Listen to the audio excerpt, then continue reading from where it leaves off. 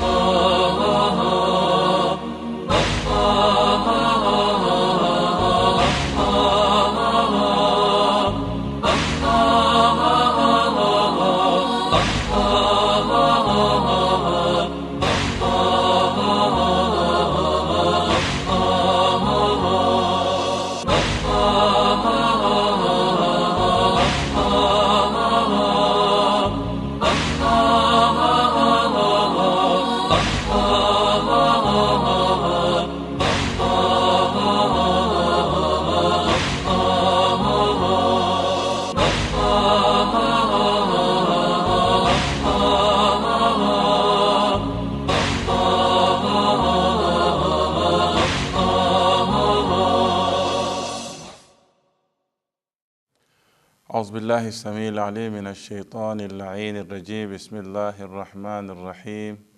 الحمد لله رب العالمين، ثم الصلاة والسلام على أشرف المرسلين حبيبي وحبيب إله العالمين أبي القاسم المصطفى محمد وعلى آل بيته الطيبين الطاهرين وصحبه المنتجبين. Mes chers frères et sœurs, assalamu alaikum wa rahmatullahi ta'ala wa barakatuh. Nous sommes dans le cadre de l'enseignement du dogme islamique. Nous avons commencé depuis fort longtemps, nous avons parlé et effectivement de l'émission passée, de la prophétie du prophète Muhammad sallallahu alayhi wa sallam. Et nous avons aussi parlé le fait qu'il soit le dernier des prophètes, le sceau des prophètes. Et nous avons avancé des arguments qui puissent prouver réellement qu'il est le sceau des prophètes. Nous avons essayé de dire que dans l'émission passée, parlant de le fait que le prophète Muhammad sallallahu alayhi wa sallam soit le dernier des prophètes, vraiment est expliqué en quelques points. Le premier point dans quelques points, le premier point c'est que le prophète Muhammad sallallahu alayhi wa sallam, avec l'enseignement qu'il a pu envoyer, il a même dit que dans l'un de ses hadiths, Halal Muhammad halalun ila yawm al-qiyamah. Il dit tout ce que Muhammad sallallahu alayhi wa sallam a pu rendre licite restera licite jusqu'au jour du jugement dernier. Wa haram Muhammadun haram ila yawm al-qiyamah. Tout ce que Muhammad sallallahu alayhi wa sallam a pu interdire reste interdit jusqu'au jour de la rétribution. Donc à partir de ce moment, mes chers frères et sœurs, nous pouvons aussi parler réellement qu'il est le dernier des prophètes. Dans ce cadre-là, nous avons aussi parlé que le Coran a essayé de nous dire dans ce verset coranique وَمَا كَانَ مُحَمَّدٌ أَبَا أَحَدٍ مِّن رِّجَالِكُمْ وَلَكِنْ رَسُولَ اللَّهِ وَخَاتَمَ النَّبِيِّينَ. Il dit qu'il n'a pas été le père de l'un de vous parmi ses disciples, mais sauf qu'il était un prophète, il est un prophète, et le dernier des prophètes. Et nous avons dit qu'il y a eu des explications. On parle de la prophétie en termes qu'il est le plus grand en honneur, en fait, parmi tous les prophètes. Donc, il est le prophète vraiment qui a été glorifié par Allah subhanahu wa ta'ala que tous les autres prophètes. Et il est le prophète qui a plus de valeur. Il est l'ornement, l'ornement de tous les prophètes et la parure de tous les prophètes. Donc effectivement, lorsque vous essayez de regarder, mes chers frères et sœurs, vous pouvez comprendre ensemble, nous pouvons comprendre ensemble que le prophète Muhammad sallallahu alayhi wa sallam, à partir de ce verset, il fut le dernier des prophètes. Et aussi, nous avons fait appuyer sur cet hadith par l'un des hadiths, nous avons appuyé ce verset coranique par l'un des hadiths où la tradition du prophète Muhammad sallallahu alayhi wa sallam qui dit que ama tarda an takuna minni bi manzilati Haruna min Musa illa annahu la nabiyya ba'di.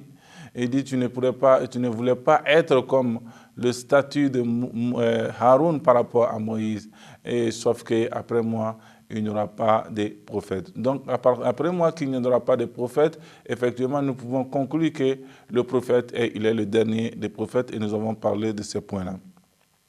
Donc, en réalité, lorsqu'on parle de la prophétie aussi, lorsque le prophète n'est plus dans ce monde, donc la prophétie prend terme, est appelée à sa fin.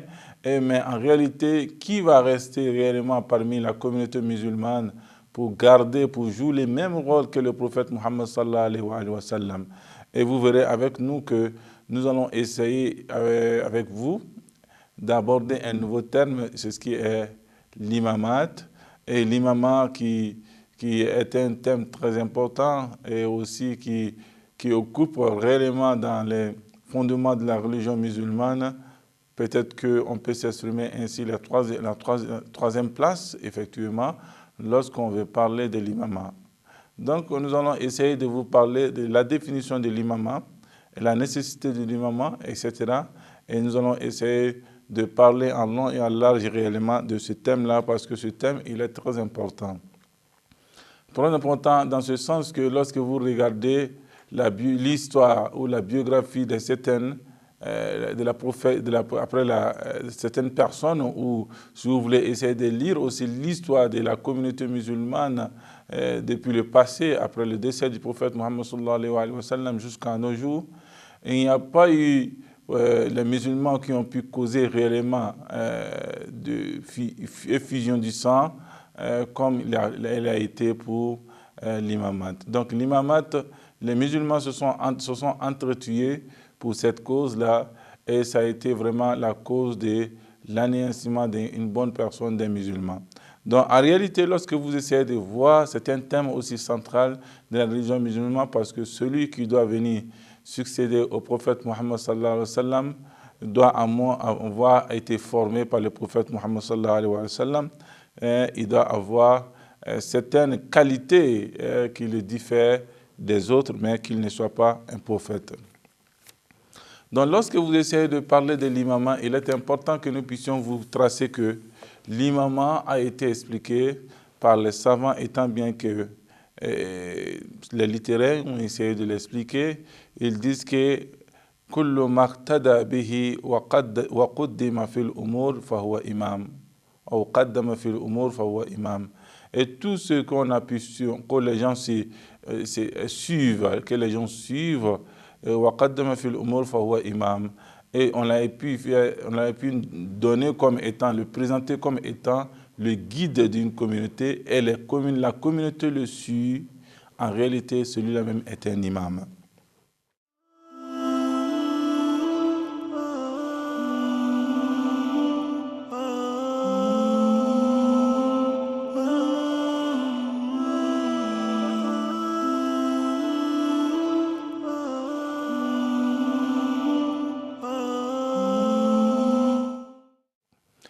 Et c'est ce que vous allez trouver. Nous avons comptabilisé toutes choses dans Allahul al-Mahfouz, qui est auprès d'Allah, qui est la science de Dieu. Et les imams aussi, lorsqu'on essaie de partager les imams, vous pouvez trouver des imams qui est dans le sens large du terme, des imams aussi pour les mécréants, les imams aussi pour les croyants, etc. Il y a deux sortes d'imams. Un imam qui est juste et un imam qui est injuste. L'imam qui est injuste, le Coran nous dit وَجَعَلْنَاهُمْ أَئِمَّةً يَهْدُونَ بِأَمْرِنَا لَمَّا صَبَرُوا. Et nous les avons rendus effectivement des imams, afin qu'ils puissent guider vers nous, لَمَّا صَبَرُوا, dans l'état de la patience, qu'ils soient dans la patience, ils puissent guider la communauté vers nous dans la patience. Et aussi, il y a aussi l'imam aussi de l'injustice, si on peut s'exprimer ainsi. On a dit waqatilu a'immatal kufr. C'est-à-dire que les imams qui sont injustes, qui sont mécréants, donc ce sont ces imams-là qui guident les mécréants vers la perversité de plus. Donc en réalité, lorsque vous regardez, on a essayé de définir l'imam comme étant bien, en réalité, un sujet qui puisse englober, qui puisse être aussi compris, l'imam puisse être aussi un mécréant, et il peut être aussi un croyant. C'est important que le croyant guide les musulmans et les mécréants guident les mécréants vers la perversité et les croyants imams vers la lumière et le succès. Et effectivement, lorsque vous essayez de voir aussi les termes techniques de l'imam, vous allez trouver que riyasa ama li shakhs min al-ashkhas fi al-umur ad-diniya wa ad-dunya. Il dit c'est le fait de c'est la présidence, la gestion des affaires d'une personne ou plusieurs personnes fi al-umur ad-diniya wa ad-dunya. C'est-à-dire que dans les affaires religieuses et aussi dans ce bamon. Des choses qui sont liées à ces bamon, il est le guide, celui qui gère, il a la gestion de ces choses, ou aussi ce qui est aussi lié à l'au-delà. L'imam aussi a été défini par d'autres personnes comme imam riyasa ama fi amr ad-din wa ad-dunya, khilafatan an an-nabi. Il dit c'est la présidence ou la gestion générale des affaires de la religion et de ce monde, khilafatan an an-nabi, à condition qu'ils soient les successeurs du prophète Muhammad sallallahu alayhi wa sallam. Et effectivement, lorsque vous essayez de voir cette définition, vous allez trouver avec nous, que mes chers frères et sœurs, que les sunnites et les chiites sont unanimes sur cette définition parlant de l'imam. En réalité, vous pouvez comprendre que l'imam, d'abord, il est le guide, il est le chef, il est le guide, mais il est aussi le successeur du prophète Muhammad sallallahu alayhi wa sallam. Cela est très important. Et il faut comprendre que l'imamat et le khalifat et le khalifa, et ce sont les termes réellement que on peut s'exprimer aussi, des termes qui s'expliquent l'un l'autre. Donc en réalité, dans le comment on peut s'exprimer ainsi, on peut s'exprimer ainsi. Dans les fonctions, il n'y a aucune différence entre khalifa et aussi un imam. Donc il est important que nous puissions aussi voir que l'imam, il est le successeur légitime d'Allah subhanahu wa ta'ala, il est le représentant divin du prophète Muhammad sallallahu alayhi wa sallam, il est le prophète, tel que le prophète Muhammad est le représentant de Dieu. Donc il est important que l'imam soit parmi la communauté musulmane. Et ici, vous allez trouver que l'imam a été relaté par le Coran plusieurs fois, et j'ai essayé de vous parler de certains versets. Et le Coran dit Ayyawma akmaltu lakum dinakum wa atmamtu alaykum ni'mati wa raditu lakum al-islam dina. Il dit ce jour-ci, j'ai parachevé pour vous votre religion, wa atmamtu, j'ai déterminé pour vous mon bonheur, wa raditu lakum al-islam, j'ai agrémenté pour vous l'islam, j'ai agréé pour vous l'islam comme religion. Donc en réalité, lorsque vous essayez de voir, et il était dit que j'ai parachevé pour vous effectivement l'islam comme religion. À cause de quoi? À cause de l'imam, parce que cet événement s'est passé dans Ghadir Khoum, à la présence de plusieurs musulmans, et le prophète a dit Man kuntu maula, Aliyun maula, celui dont je suis son maître, Ali est son maître. Donc après il a dit Al-yawma akmaltu lakum dinakum wa atmamtu alaykum ni'mati wa raditu lakum al-islam dina. Donc en ce moment, il a essayé de lire dans ce contexte-là ce verset coranique. Le verset coranique dit aussi que le fait de parachever son bonheur est un moyen réellement de l'imamat. Aussi, il a aussi dit que aussi il est tout à fait engagé de protéger la religion. Il est important, mes chers frères et sœurs, que nous puissions parler que l'imam joue un rôle important dans la vie des musulmans, dans la vie de la communauté musulmane. C'est pour cette raison, vous verrez avec nous, que mes chers frères et sœurs, le prophète Muhammad sallallahu alayhi wa sallam, à chaque fois qu'une bonne occasion s'est présentée à lui, il ne faisait qu'essayer de parler de ce thème important. Il est important, l'imamat aussi a été exprimé, le mot imamat dans le Coran comme dans la tradition du prophète Muhammad sallallahu alayhi wa sallam. Le prophète dit ceci que man mata wa lam ya'rifu imam zamanihi mata maytatan jahiliya. Celui qui meurt sans pourtant connaître réellement l'imam de son temps, il meurt réellement mécréant et païen. Et il a été dit par Imam Sadiq effectivement que la yunadi bi shay'in kama nudiya bil wilaya.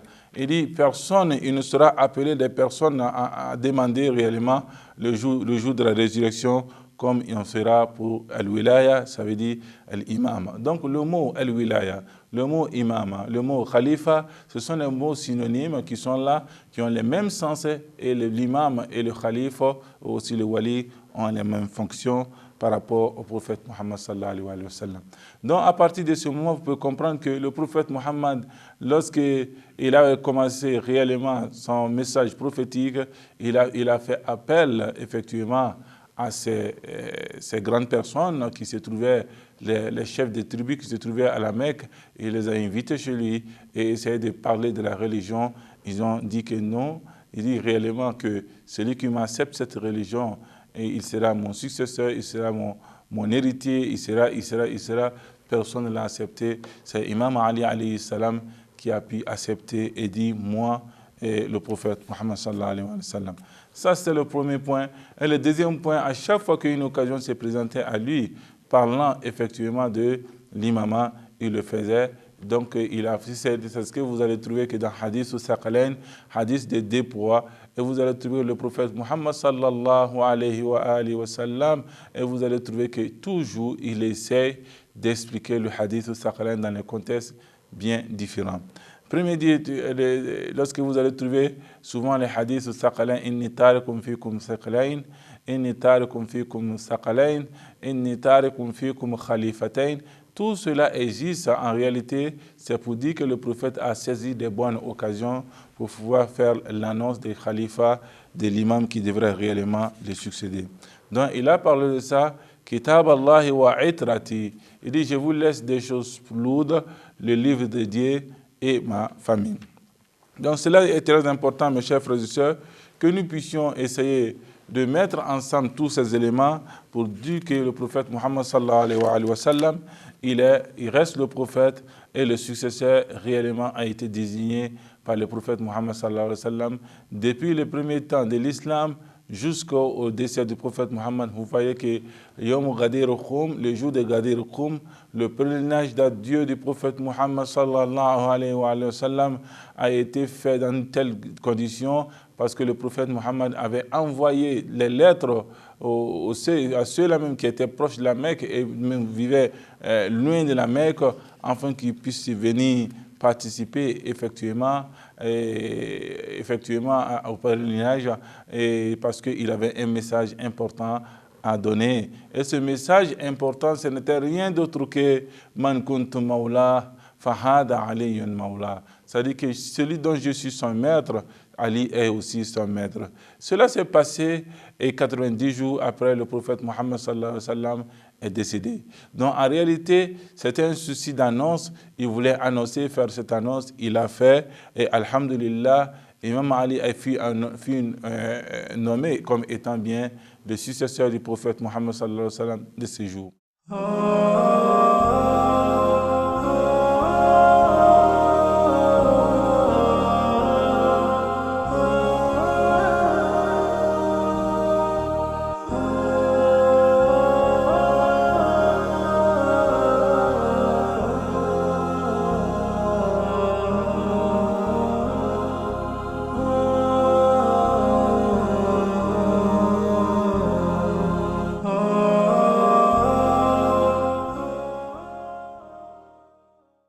Il y a d'autres personnes qui essaient de dire que le wali, ça veut dire que lorsqu'on parle de wali, ça veut dire que celui que j'aime, celui-là même que j'aime. Donc en réalité, ça ne dépasse pas ça, ce n'est rien d'autre. Oui, le wali, lorsque vous regardez, il fait partie de certains sens de wali, celui-là même que j'aime et celui qui m'aime. Mais en réalité, ici, le prophète n'avait pas besoin d'appeler les musulmans et ceux qui s'étaient détachés de la troupe des musulmans, des rangs des musulmans, pour se dévancer après le pèlerinage d'Adi avec le prophète Muhammad sallallahu alayhi wa sallam, et le prophète a envoyé des émissaires pour les faire retourner pour qu'ils puissent les annoncer réellement une bonne nouvelle. Et la nouvelle était que la nomination d'Imam Ali alayhi salam. Donc ce n'était pas pour dire à la communauté que Imam Ali il est parmi vous et aimez-le. Ça est dans sa place, le Coran l'a dit, قُلْ لَا أَسْأَلُكُمْ عَلَيْهِ أَجْرًا إِلَّا الْمَوَدَّةَ فِي الْقُرْبَى. Je vous demande seulement qu'un salaire de ma prophétie, de tout ce que j'ai pu endurer pendant ma vie, que seulement إِلَّا الْمَوَدَّةَ فِي الْقُرْبَى, seulement l'amour pour ma famille. Le Coran avait parlé de ça et le prophète Mohammed sallallahu alayhi wa sallam n'avait pas besoin réellement de parler de cet élément-là. Donc, en réalité, il est important, mes chers frères et sœurs, que nous puissions comprendre que l'imamat est un élément nécessaire pour tout musulman et chacun de nous doit essayer de mieux comprendre qui est son imam de son temps. Aujourd'hui, malheureusement, il y a des personnes qui sont là, qui détestent ou souvent qui parlent de certaines choses et ils ne savent pas que dire. En réalité, nous avons besoin de l'imam de notre temps. Et c'est ce que l'imam de notre temps, ce n'est rien d'autre que Sahib al-Zaman, Ajjalallahu ta'ala farajahu sharif. Il y a des personnes aujourd'hui qui cherchent à connaître l'imam de son temps, mais il y en a d'autres qui refusent totalement, comme il a été dans le temps passé. L'imam de notre temps, ce n'est rien d'autre que Sahib al-Zaman, Imam al-Mahdi, qui va apparaître, Inch'Allah, bientôt, si Dieu le veut, pour mettre le monde sur la balance de l'équilibre et essayer de promouvoir la justice et l'équité entre les musulmans. Cela est très important, mes chers frères et sœurs, que l'imam de notre temps existe, Inch'Allah, que le temps nous accorde. Nous allons essayer réellement de parler de ces éléments-là. Il est important, mes chers frères et sœurs, que nous essayons de dire que le prophète Mohammed sallallahu alayhi wa sallam, il a essayé maintes fois de pouvoir annoncer encore de plus aux musulmans, en réalité, l'imam qui devrait le succéder. Donc, notre dernière intervention, Inch'Allah, dans la séance prochaine, ça va se porter réellement sur l'imamat, la condition de l'imamat, et l'imam il est nommé par qui et comment il est nommé, il faut qu'on le comprenne, et quelles sont les limites de sa science, et etc., etc., etc., afin que nous puissions essayer de faire comprendre aux autres que l'imam doit être au centre de notre vie, il est le repère qui nous guide vers l'islam vrai et aussi qui nous fait que nous maintenons, qui fait que nous puissions maintenir notre foi. Donc il est important, mes chers frères et sœurs, dans un tout terme, que lorsqu'on parle des imams, il est important que nous puissions parler aussi de la définition de l'imam, qu'est-ce que l'imam veut dire. Et nous allons aussi parler effectivement de l'infaillibilité de l'imam. L'imam est-il infaillible ou pas? S'il est infaillible, quelles sont les preuves? Et aussi nous allons essayer de parler de sa science. La science de l'imam est-elle limitée ou elle n'est pas limitée? Et nous allons essayer aussi de parler aussi, en fin de compte, de parler de Al-Ghaiba, donc Al-Ghaiba Tusughra, l'occultation mineure et l'occultation majeure, et nous allons arriver à parler de cela. Et nous allons aussi parler effectivement l'imama dans la tradition du prophète Mohammed sallallahu alayhi wa sallam, et aussi les équivoques qui ont été suscités autour de ce thème, et nous allons essayer de répondre à certains de ces équivoques. Et aussi, en réalité, nous devons essayer de mettre une différence aussi de l'imamat de la famille du prophète Mohammed et l'imamat des autres familles et des khalifes, etc. Il faut essayer de mettre une différence lorsqu'il s'agit aussi de répondre effectivement les équivoques qui tournent autour de ce sujet. Et aussi la naissance de Sahib al-Zaman, nous allons essayer de parler de sa naissance et aussi nous allons aussi parler réellement des 12 imams concernant les hadiths relatés dans les livres sunnites et pas seulement les livres chiites. Et nous allons parler de ces 12 imams. Le prophète lui-même, il les connaissait ou pas. S'il ne les connaissait pas, donc quoi sert bon de parler de ces 12 imams? Il les connaissait très bien par nom. Donc il y a des hadiths qui parlent réellement des 12 imams. Donc il y a aussi la longévité de notre imam du temps. C'est important que nous puissions aussi parler de ce sujet. Et Inch'Allah, la semaine prochaine, concernant l'imamat, nous allons essayer de rentrer en détail. Nous allons essayer de définir l'imamat un peu sur P. Et ce que nous avons, Inch'Allah, on va essayer d'approfondir notre connaissance concernant ce sujet, la connaissance de l'imam, Inch'Allah. Wassalamu alaikum wa rahmatullahi ta'ala wa barakatuh.